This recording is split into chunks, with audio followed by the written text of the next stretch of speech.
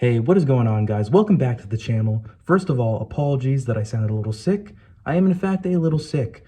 Second of all, I just finished reading the Mutant Massacre X-Men Omnibus, and today I want to give you an overview of the book and some of my brief thoughts on it. So without further ado, let's take a look at the book. Alright guys, first of all, for all the spine lovers, we should be happy because this is a really fantastic spine. I think so. I like the font and I like the image of Betsy a lot with the Cerebro helmet on. I think it's dope. And here is the cover that I went with, which is the awesome Sabretooth versus Wolverine cover. I just thought this one was so much cooler than the other one. Nothing wrong with the other one. They were both good covers, but nothing is really going to beat that Wolverine interlocked in battle with Sabretooth cover. And here is the back of the book. The Marauders are killing the Morlocks, and then you have all of the issues that are in this listed as they do on a lot of the Marvel omnibuses. Okay, and jumping into the actual book itself, here's what this collects. Uncanny X-Men number 210 to 219, X-Men Annual number 11, X-Factor 9 through 17 and its annual number 2, New Mutants number 46, Thor 373 to 374 and 377 to 378, Power Pack 27, Daredevil 238, Fantastic Four versus X-Men 1 through 4, and X-Men versus Avengers 1 through 4. Alright guys, so I'm just going to go ahead and say it. If you're a fan of the X-Men, if you want to be a fan of the X-Men, you've been interested in reading them, definitely go ahead and pick this book up. It is instantly iconic, and it has now become one of my favorite X-Men omnibuses that I own. But, so what is the Mutant Massacre event really? Well, for those who don't know, there are a group of mutants who live in the sewers who are called the Morlocks, and they are basically this outcast type mutant society. Either they aren't very human passing mutants, or they have powers that sort of just present too much of a danger to traditional society, and they are the subject of the titular massacre here, as another group of mutants called the Marauders, who were hired by an outside party, go down into the sewers and start killing them and start hunting down other mutants elsewhere as well. And guys, this book, it truly starts off with an impressive bang, and I was immediately hooked into the storyline with now some of my favorite X-Men character moments and whatnot. I mean, we get this great display of trust between Wolverine and Storm. We get a fantastic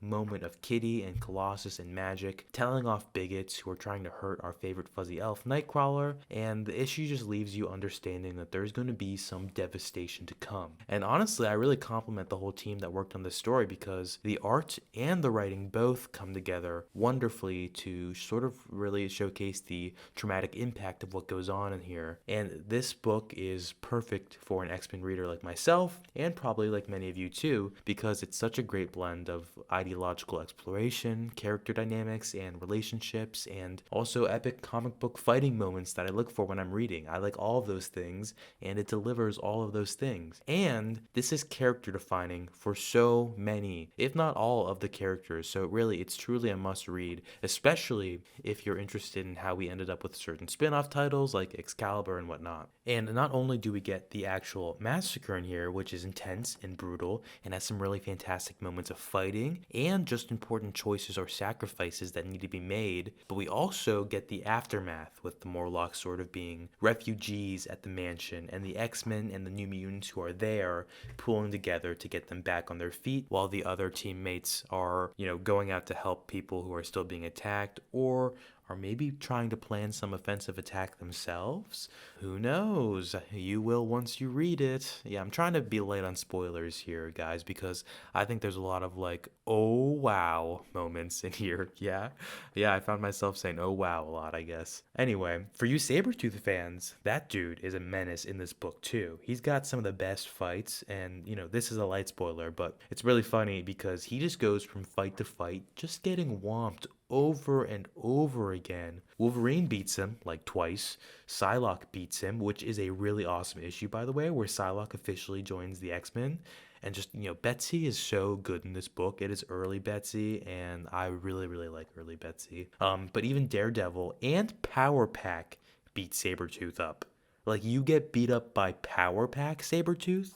Oh, and Polaris. Polaris also beats up Polaris beats up Sabretooth. There's literally so much whomping in this one book for him. That is so embarrassing, Sabretooth. Another thing that I really liked about this book, some of my favorite X-Men characters that I feel like don't often get such a spotlight, as opposed to, people like Storm, Wolverine, or Cyclops got some awesome spotlight issues. Like, for example, Dazzler in here got like 2 or 3 really, really good issues that she just really shined in. And, she just is such a cool character to me because she represents like this idea of like, like I want to live my life where I can sing and dance without a care in the world, but also like I'm a mutant, I'm part of this marginalized community in this world, and I have responsibilities, and my life and the lives of those that I care about are always on the cusp of danger. And she is just sort of burdened by that and the carnage of her reality. But what I love about Dazzler also is that she always makes the right choice. She always does what she believes is morally right, and she always takes the hero's path, which is awesome for her. And I just love seeing Dazzler on panel. I think her powers look really, really cool. I love the artwork they do with it. There's really fun moments in here where she's a little angry or a little sad, and like just the colors are blazing off her, which is really cool. Another character, or another 2 characters that I liked getting some more spotlight on